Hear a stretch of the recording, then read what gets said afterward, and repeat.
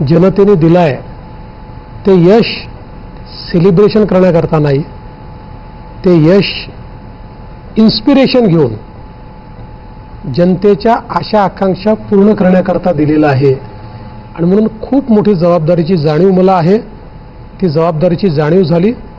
पण मला असं वाटतं की भारतीय जनता पक्षाच्या एक एक कार्यकर्त्याला मनातनं आनंद कालचा कार्यक्रम पाहून झाला. प्रामुख्याने जेव्हा शपथविधी बघत होतो, एक टॅगलाईन बघितली मी, महाराष्ट्र आता थांबणार नाही.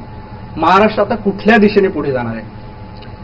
बघा, महाराष्ट्र आता थांबणार नाहीचा अर्थ असा आहे, 2.5 वर्षापूर्वी महाराष्ट्रामध्ये आमचं सरकार आलं, शिंदे साहेब मुख्यमंत्री झाले, मी आणि अजितदादा उपमुख्यमंत्री झालो आणि आम्ही तिघांनी अतिशय वेगानं महाराष्ट्राला ट्रॅकवर आणलं. जे मी मुख्यमंत्री असताना इन्फ्रा प्रोजेक्ट सुरू केले होते त्याला गती दिली, त्यातले काही प्रोजेक्ट्स पूर्ण झाले, काहींचं लोकार्पण झालं, अनेक नवीन योजना आपण सुरू केल्या. आता या सगळ्या योजना आणि हे सगळे प्रोजेक्ट्स हे वेगाने पुढे नेण्याकरता महाराष्ट्र आता थांबणार नाही, कारण महाराष्ट्राने पुन्हा मॅन्डेट दिलेला आहे.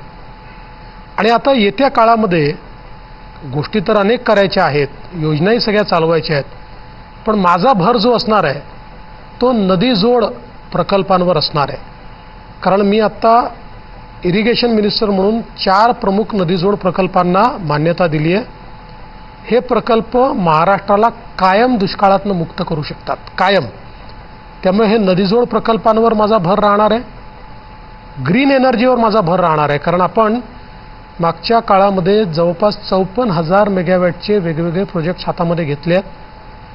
आणि या प्रोजेक्टमुळे 2030 साली महाराष्ट्रातली 52% वीज ही अपारंपरिक स्रोतातली म्हणजे ग्रीन एनर्जी असणार आहे.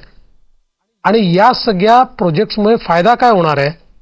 सगळ्यात जास्त शेतीचं क्षेत्र आणि उद्योगाचं क्षेत्र, या दोन्ही क्षेत्रांना प्रचंड फायदा या 2 इनिशिएटिव्हचा होणार आहे.